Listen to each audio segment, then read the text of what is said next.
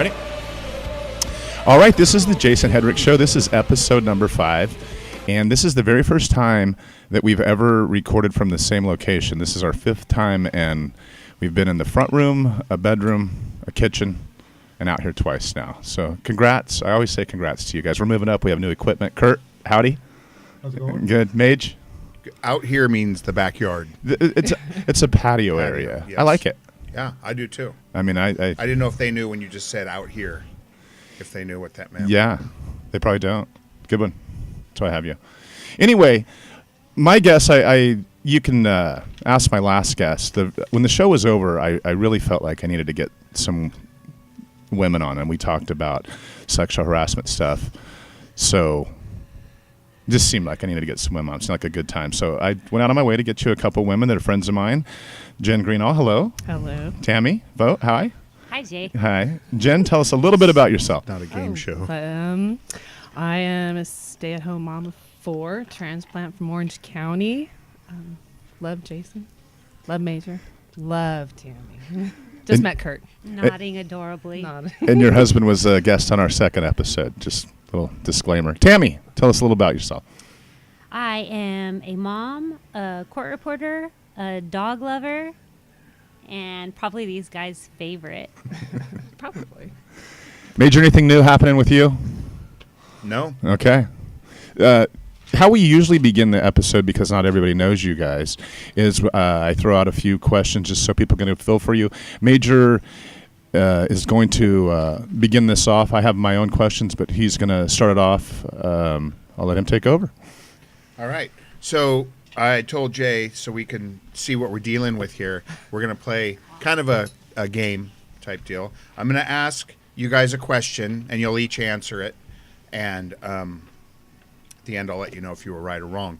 What we're going to do here is I'm going to name a sexual deviant term. And I'm also going to name one that's not. One's a real term that you could Google. We suggest no one Google these words, but I feel like I have an unfair advantage here.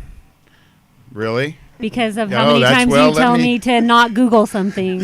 Yeah, well, it's not sexually deviant terms, I'm sure.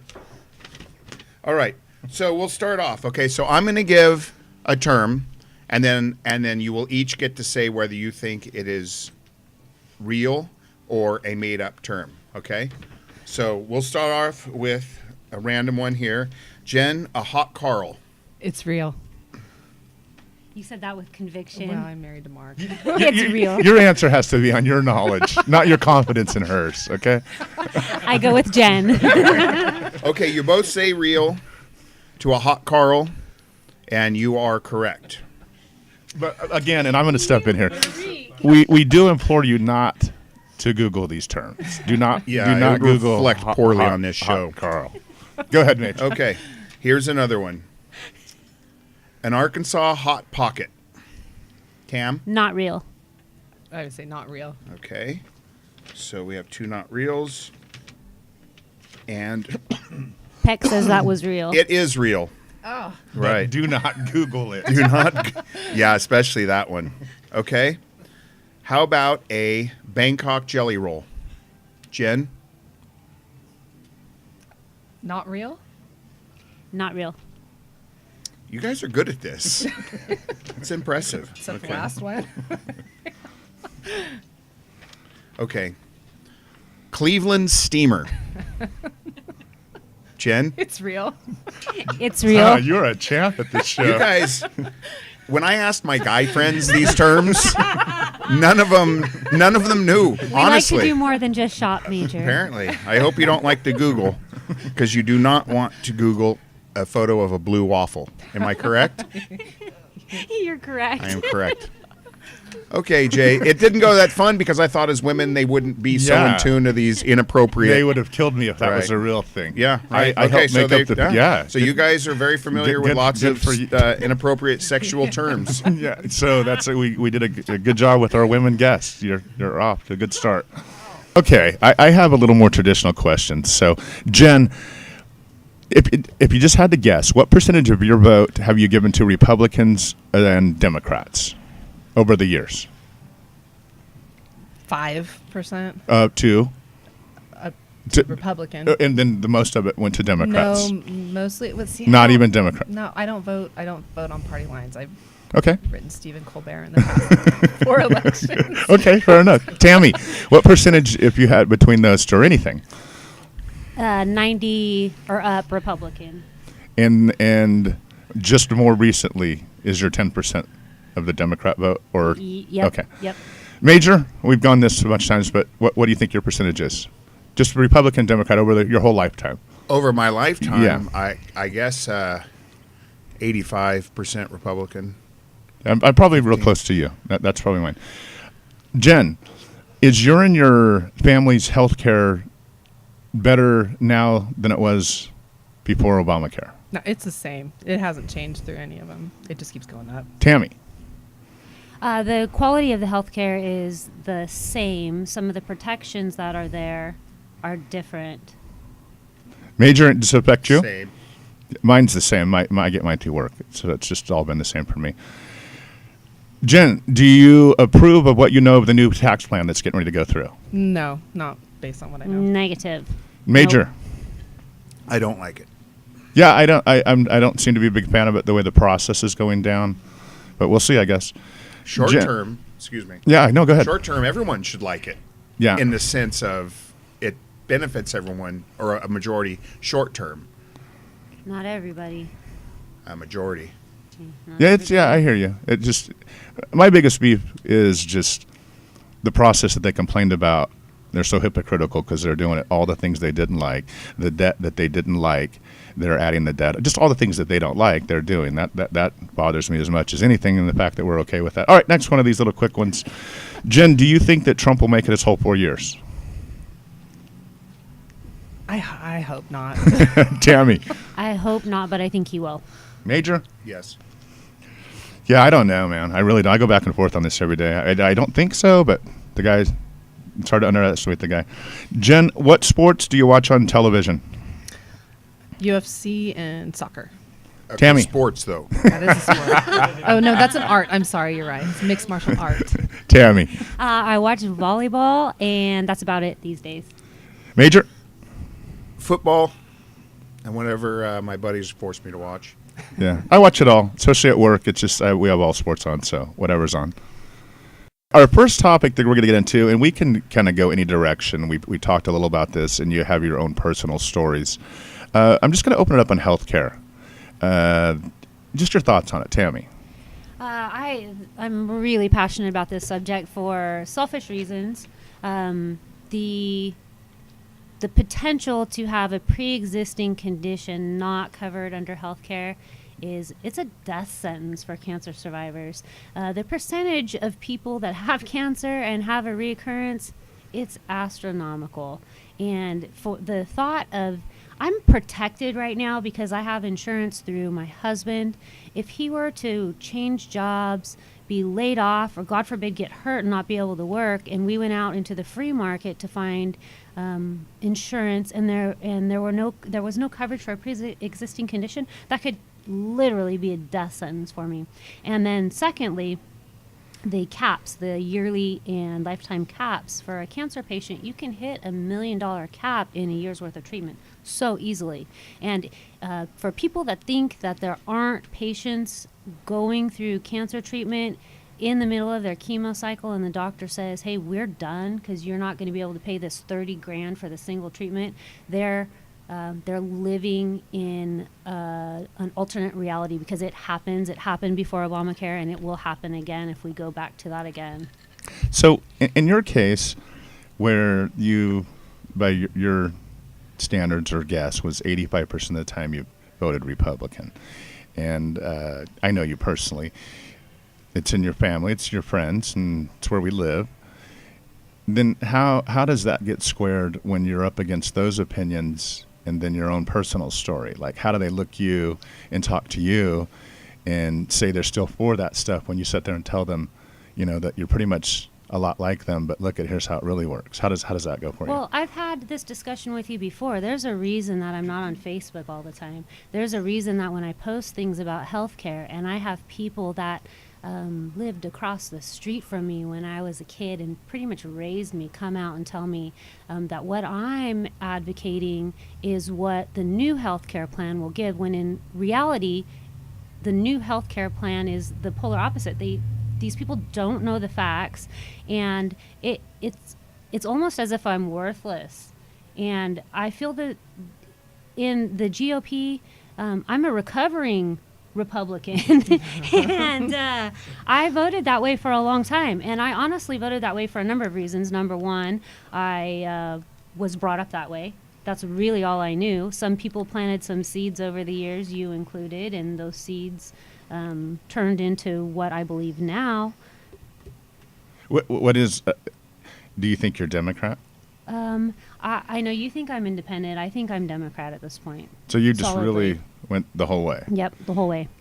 Jen, anything on healthcare that specifically, your thoughts that does it affect you? I mean, one thing I remember you, I just remember you one time sharing the bill you guys have to pay every month. Yeah. Like that, I can't even imagine that. Like, I mean that. Like I can't even imagine that. And that's just your reality. Well, it's one of the things that put us on to the Affordable Care Act, because we had a private policy for ourselves, my husband and myself, and then our 3 kids.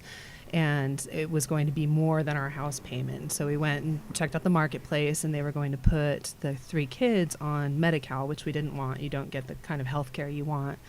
And so we bought a private policy for them and went on the Affordable Care for ourselves. And then they raised it. We got a notification this year that because of federal changes in federal law, they're going to increase our premium 70% in 1 year. Not just, usually they kind of eked it up a little bit at a time, 20% here, 20% there, but it was going to go up and again be more than our house payment. And the other part of it is things that were covered. The girls get their birth control for free, and if the birth control they have, they don't have to think about it. It's a NuvaRing, so they don't have to think about taking a pill every day. It's a great option for them, and that won't be covered anymore. And that particular birth control is $400 a month, versus having the cost of having a child and raising it. So that's how it affects us. Major? Well, I've been to Canada a few times. I've been to Western Europe several times, and I've never met a person over there that complained about their healthcare system. I definitely get the argument. It's usually filled with outlier situations that scare people, but overall, we make fun of their healthcare. But I've never met a Canadian or a Western European citizen who was unhappy with their healthcare. Yeah, that's my experience. I'm not as worldly traveled as you. Have been to Tijuana a few times. But anybody that I do know from Canada, they have no complaints. One thing I think is funny about ours is people say, well, the government will be canceling your surgeries and deciding when you get surgeries. Well, I mean, that's going on anyway. Any surgery I've ever had, it's always been delayed by the insurance company. I've never had a surgery go up on time ever. So it's a different entity delaying it. I mean, whatever. I was just going to say, your quality of life's going to go up exponentially if you don't have to worry about these things. This is something that I worry about. I stay up nights worrying about this.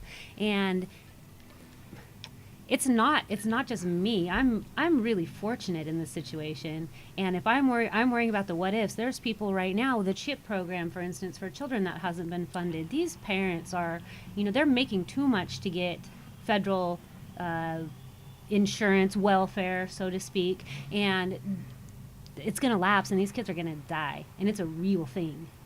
And something I wanted to bring up that I had learned through the process, in the current system, there are death panels, and I dealt firsthand with them.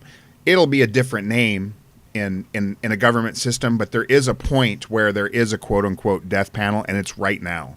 And I know that the Republican side's trying to scare people into thinking that will be created if it went to a... Just tell me what you mean by a death panel. Well, someone decides if a person gets the next level of treatment or not. Let me ask you this without knowing totally where you're going, but like when they call in hospice, is that you mean by that? Like we're deciding already that you're basically going to die? I've got a life-threatening disease. there is a certain percent chance that there is a procedure that'll work on me. Right. If it's not enough of a chance to convince the insurance company it's not going to be a waste Right. of money, they will not approve it. Right, so it's and already that'll be going a on. death sentence. Yeah. It's going on right now. Right. Well, There's a waste of chance money. when it's a government run, there might be Right. a little bit of heart. Right, which is in kind the- of what I in was the saying with the process. delay thing. It's already going on. It might be different, hidden a different way. It's or- the yeah, exact yeah, same. yeah. The delays they complain about in Canada are already going on Right. here. I- And yeah. part of it's a doctor shortage. Yeah. Jen? Well, the waste of money or the you're talking about is a loss of revenue on their part because Health Net, when they increased our policy by 70%, the year before they pulled in $55 billion in profit after. So we're not talking about they're worried about it being a poor investment. They're worried about losing profit on Right. people's health. You know, they don't want you healthy because they don't make money. They kind of want to keep you in this lingering prolonged illness where they can make money off pharmaceuticals, they make money off of insurance. The doctors aren't They don't making the promote money. health. They don't promote health. And the doctors aren't making money because they have to pay malpractice insurance, which is why we're having trouble staffing doctors. Right, and I know I'm weird on a lot of things, but to me, like every single thing I pay for is based on the service, and every single business model that I deal with, they really don't want to deal with me. If they're doing things right, they don't have to deal with me, and that's how every business model works, from my internet to my phone to anything. They don't want to hear from me. They just want me to pay my bill. I feel like that's how the doctor should be. We should all have a doctor. We pay him a bill every month. He should do his damnedest to not hear from us. That's how he's going to make money. I mean, I'm not the first one with that idea. The next topic, and so many times I come in here with little bullet points I want to make, but this one, every time I bring it up, it has a life of its own. But it's just kind of where we are, Trump specifically, but just kind of the nature of things.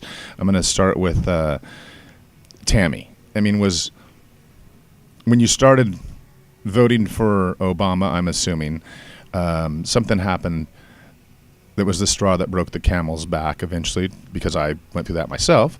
For me, it was Sarah Palin. I've always told people for me, it was Sarah Palin, and I did it right there. I know some other friends that might have been it, and they did it later. So then you had that moment. You can explain that. But then also, even when you had that moment, could you imagine that this is where we'd be right now? Even when you kind of left them, did you think, wow, this is where they're going to go? Go ahead. I thought what the political climate that we're living in, in my wildest dreams, could not have pictured this. Even in the election process, I didn't think. I had this conversation with you, I think, over Las Palmas, and I said, you know what, maybe we do need to elect someone like Trump so that the Republicans can have this guy come in and find out that their ideas are not going to work. This is not how we're going to progress as a country. And sure as shit, we elect him, and this nightmare unfolds. This is worse than anything I could have imagined. Every day I wake up and... You knew what a hot Carl was. Exactly. and a blue waffle. Right, so quit saying you can't imagine. During the break, go Correct, ahead. Go. Major, correct. During the break, my favorite quote of the night came out of the break. Brian came up to Major and goes, I Googled, which one? Arkansas Hot Pocket. He goes, I Googled Arkansas Hot Pocket against, I'm going to say this again, against our recommendations. He went ahead and did that. And he goes, I can't believe what I saw. And Major, this is my quote of the night, Major goes, yeah, it makes a hot Carl look reasonable, doesn't it? That's good stuff. Not to be confused with a warm Carl. And don't look that one up either. Tap it, Carl. It just deals with some cellophane. Thanks, Mage. So Jen, like, if you said like you weren't on board the Republican stuff ever. So No. so what do you I think like guns. like of where we are right now? Like, I mean, go ahead. I'm appalled. I thought my sister called me when he was elected, and she's crying, she's bawling. She's pretty reactionary that way, and I'm like, it's gonna be fine. The courts are here. That's what this is. Democracy at work, and it's just appalling to me the way he's just railroading through everything that benefits the rich old white men, and it's appalling to me. What about, and this is a stat that I love to bring up, that for the most part, I mean, well, not for the most part, in the last election, and it's still going on even now, the majority of white women vote for him.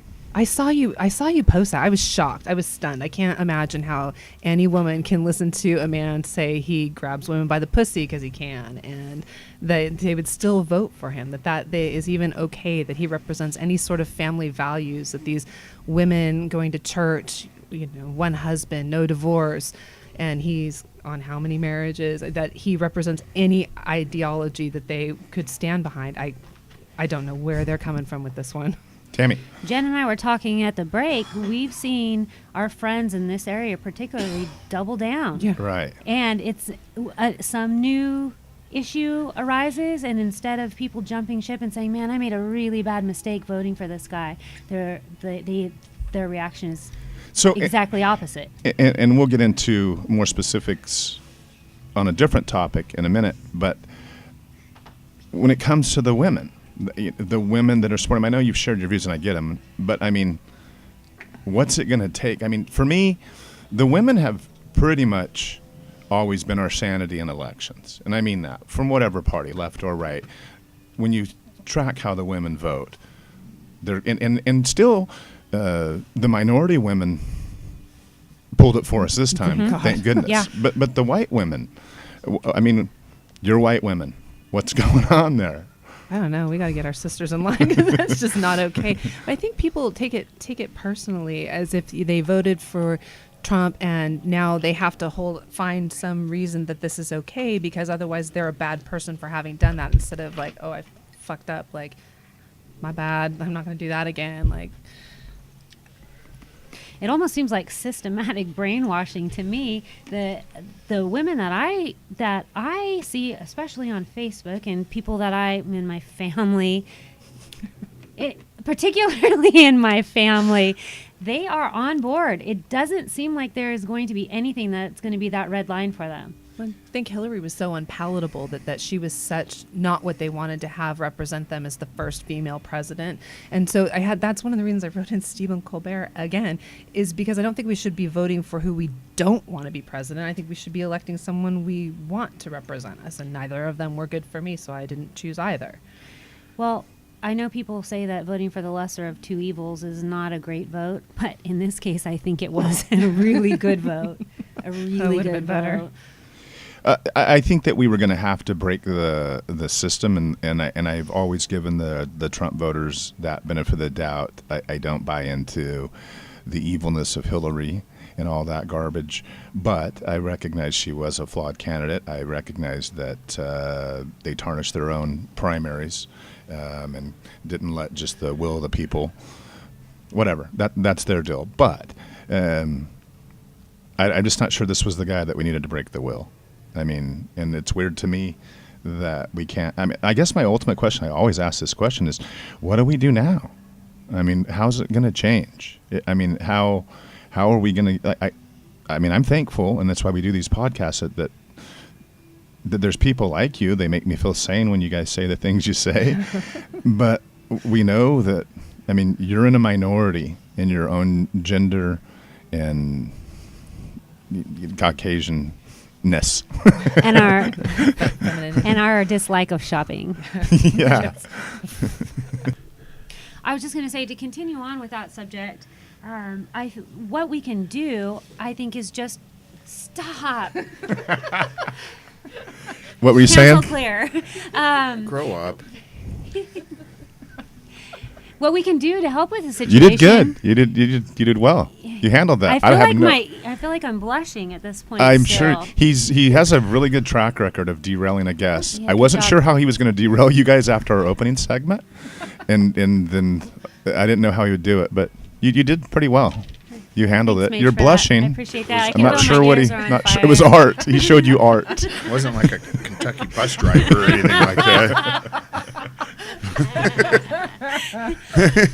The only way that I think we can make any progress in helping people see the damage that Trump is doing is not attacking and speaking calmly, and just, as Major likes to do, just throw in a fact. When someone says something that's not true, call them on what they're saying. When they say that the tax bill is going to help them in this regard and you know that's not true, speak up. Even if it's your family, even if it's going to make something a little uncomfortable, we have to speak up. We've got to do something about this. We can't just sit back and be inactive and expect things to change. Yeah, and to what degree we speak up, I don't know. I mean, it's kind of the premise of this. It's you bring people together, you share ideas, and I mean, everybody that's came on this as a guest, I mean, they're just good people, you know, and we all have different ideas on some things, but I mean, how we could fight the way we fight over and over. And to me, I mean, I push it as much as I can with people, but to me, the key is like,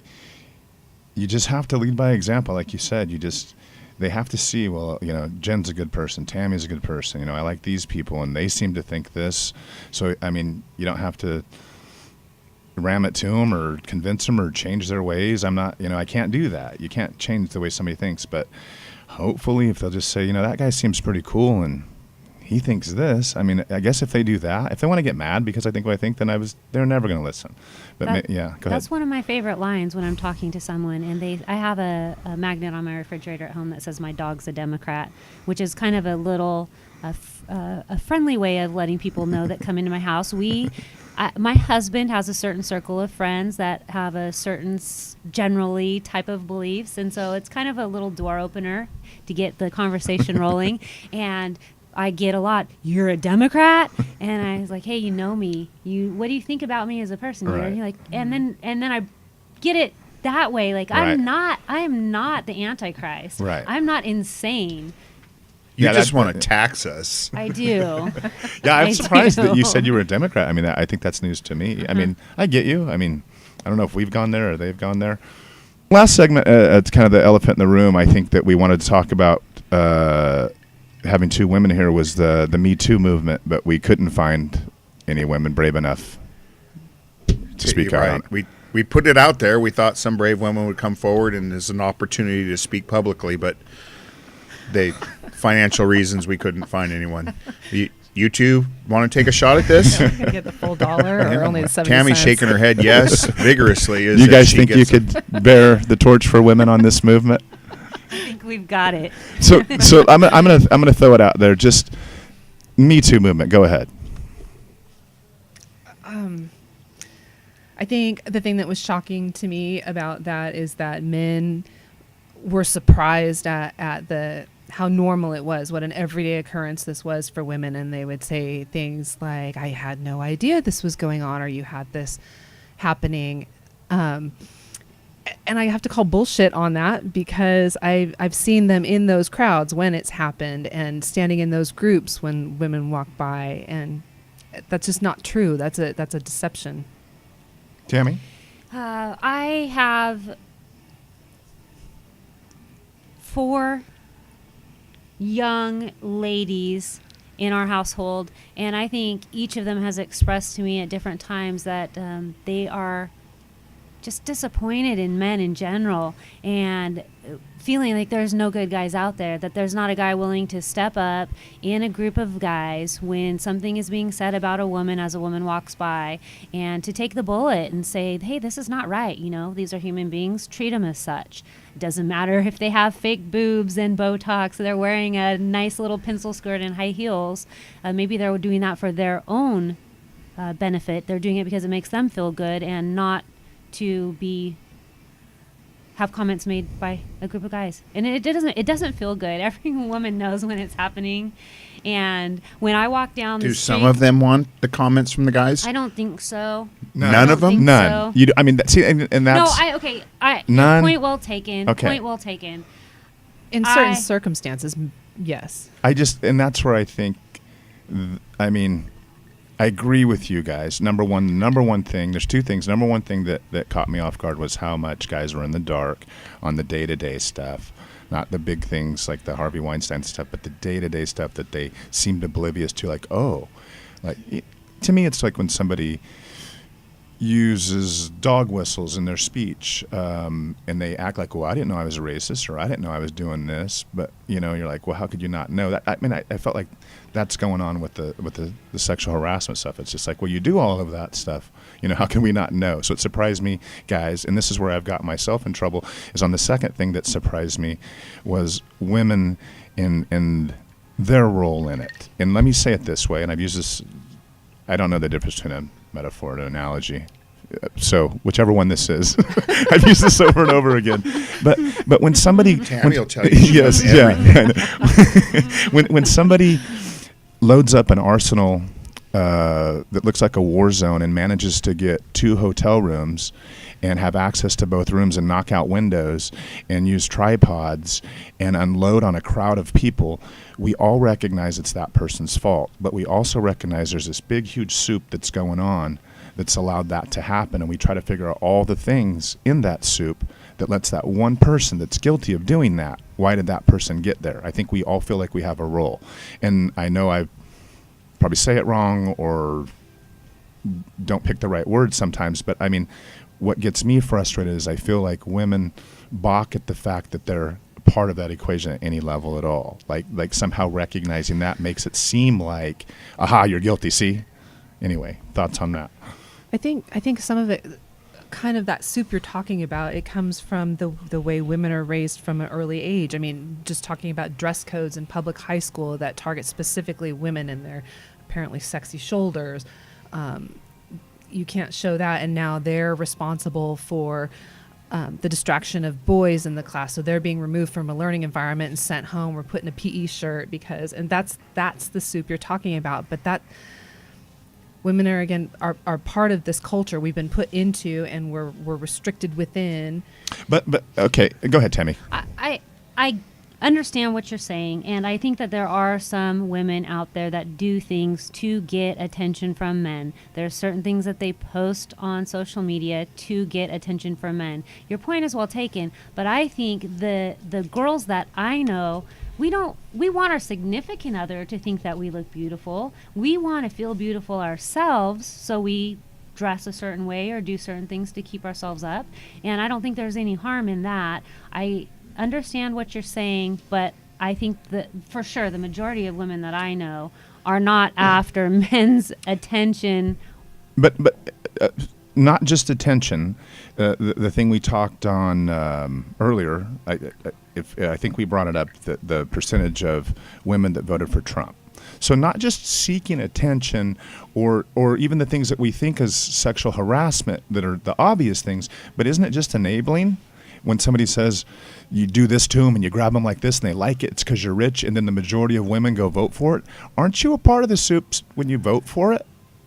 Yeah, Tammy. I would agree with that 100%. I would agree. I can't imagine a woman voting for a man that would say those so when I things. say part of the soup, I think, like you said, it means, however you look or whatever you do or however you want us to think about you. But I mean, and maybe it's not that. I don't know. That's why we have women on here. But I mean, isn't there a greater soup that is, like I said, that is just like, don't you enable it?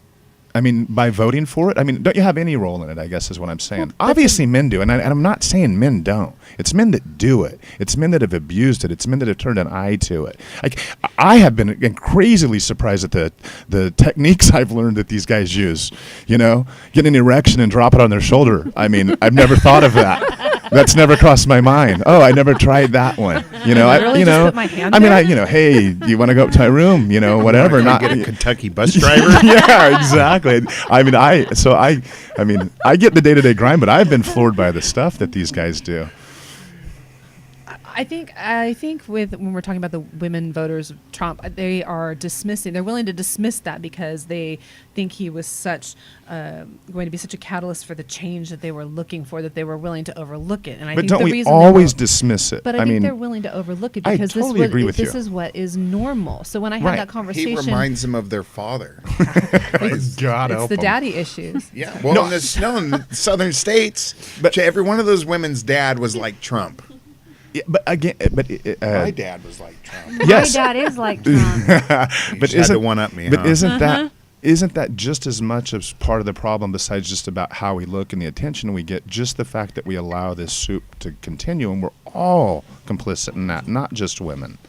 I mean, how are we breaking the mold? Sure, we're starting to out them, and certainly this hopefully is the beginning of awareness and this type of behavior changes. But I mean, it's all of us. Are they not politicizing it and just using it to run their opponents out? There's no way around that. I'm not. Yeah, I'm not arguing that at all. I'm just talking about us. Us is just us. Us here. Us, the people we know. Like, just I hear you on the politics of it. They'll politicize anything. But I mean, just back to my question of, is it all of us? Is it mostly men? Yeah, it's mostly It's men. men. Okay. It's men. Because we've always said, I don't like that. I was uncomfortable. So what do we do? What do you want? Like me and Major, what do we do different? This is what I want. I want you. To kiss him? I want you to go flick that dick that he sets on that chick's shoulder No, off. but I'm saying Yeah, No, that's a good that's start. bad. Yeah. Then Of what? course. I could, dude. Then the hot If I ever Carl. saw anything like that, that would be. I would have no problem dealing with that. But I mean, With a hot Carl? but It like, really, I think it's men's responsibility to take care of this issue. Right, so- if we as women were doing some of this, we would come down on each other. But again, You should start harassing us. but you're not coming Make down- sexual advancements towards us. Make us uncomfortable But for you- a change. That's really, for really tat. hard to do. Call us. But look at- well, you're going to have to try. You're We're all in this asking together. us to come down on men, which I think we need to. I think that is the solution. Men have to come down on men. But I'm also asking women, do they have to come down on women? And when they vote 62% for a guy that brags about bragging their pussy, you dismiss that they did it for different reasons. They enabled it. So yes, But he men need to absolutely police did. men, but I'm not hearing the women police the women. And not for the fake boobs and for the nails and the makeup and all that stuff. But for literally what they allow to happen too. They go along with it too. But I think they are. Like when we're having these political conversations and we're talking about Trump, and I know specifically that I do and have these, how can you say that? This is what he did. How can we dismiss 14 women who've come forward and said all of these things? Right. You can say, all right, 3 are liars or whatever, but you have to acknowledge that. And I think that happened. Those conversations were being had with Roy Moore as well, but they're willing to dismiss this to go along with their religious ideology, really. And Yeah, which is even more mind-boggling. I don't really have anything more to add. I mean, I think you're making good points. Yeah, and my point isn't, I'm not trying to be divisive. I'm trying to have us come together, but I'm saying it's frustrating on those two accounts. Number one, that guys were so in the dark, and number two, I still feel like girls are in the dark on the things that they do that contribute, and maybe not the way they think that we think they do. I Does have that a make question sense? for you, Jay. When you're in a group of guys and an attractive woman walks by and one of the guys says, "Hey, look at that," wink, wink, nod, nod, meaning, what do you think about this girl? And you guys all know what that question means.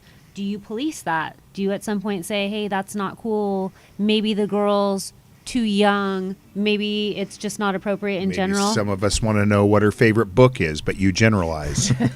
What do you mean? A girl walks by guys and we're like, what do we say? You ask. You say. Ooh, I'd hit that. Oh, I did that. Okay. What about that? What about that? Wink, wink. Is that cool? Does she meet the standard? That's the question, or you're asking? Look at those yoga That's what you pants. meant. Okay. You know what I mean. I do now. Yes. Before it didn't make any sense. Okay. All Well, right. now you've got it. All right, you go ahead and answer. Okay. Well, it depends on how it's said. If it's said to where the girl hears her, I think a lot of us wouldn't be comfortable with that. If it's said amongst the guys, it's a question of, are you attracted to her or not? It's just that simple, and it really doesn't go on beyond that. We don't have a conversation of, really, that's how you think. One guy says it, the other guy acknowledges it, and then they drink their beer. So here's my question to you. It feels like as a guy that women think that we do talk as guys about sex, and I'm just my perspective, we really don't.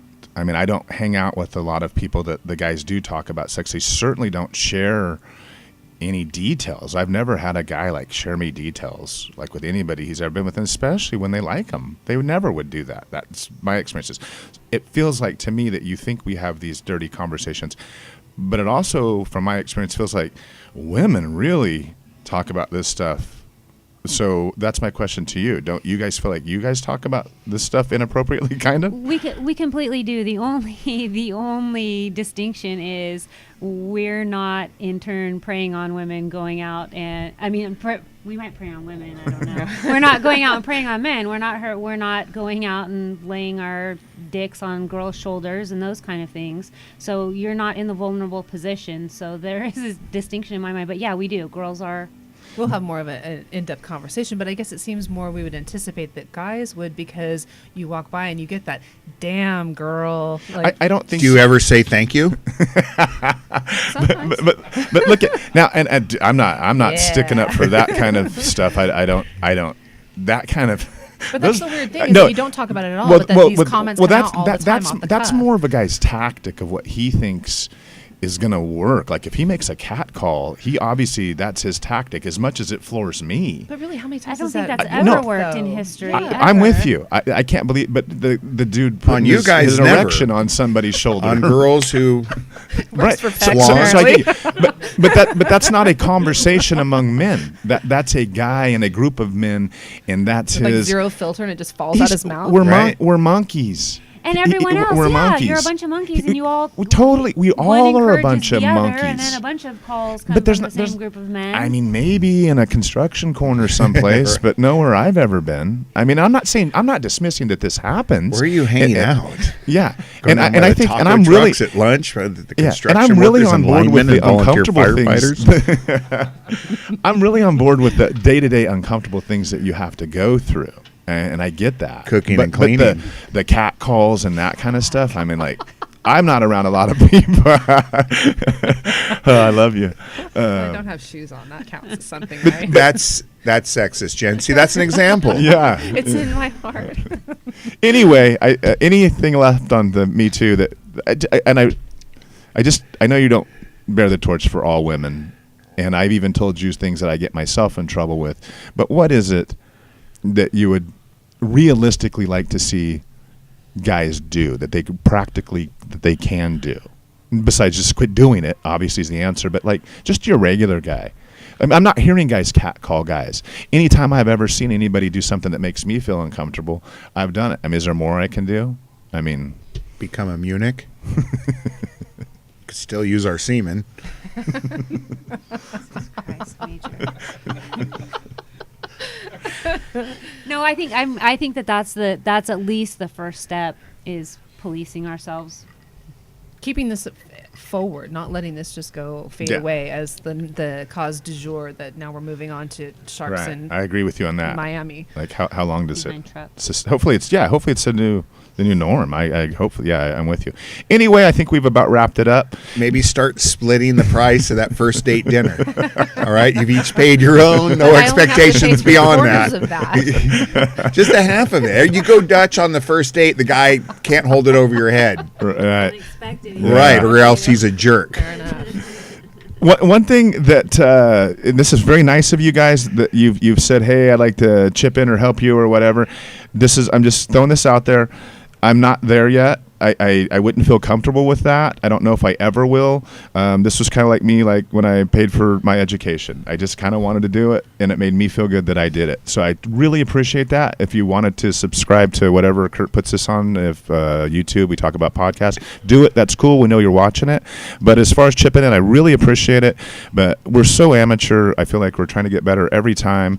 And maybe someday, if we get there where I want to be, then maybe you guys can chip in and buy dinner or something. But I appreciate that. Congrats, everybody, on show 5. See you next time. Yay. All right.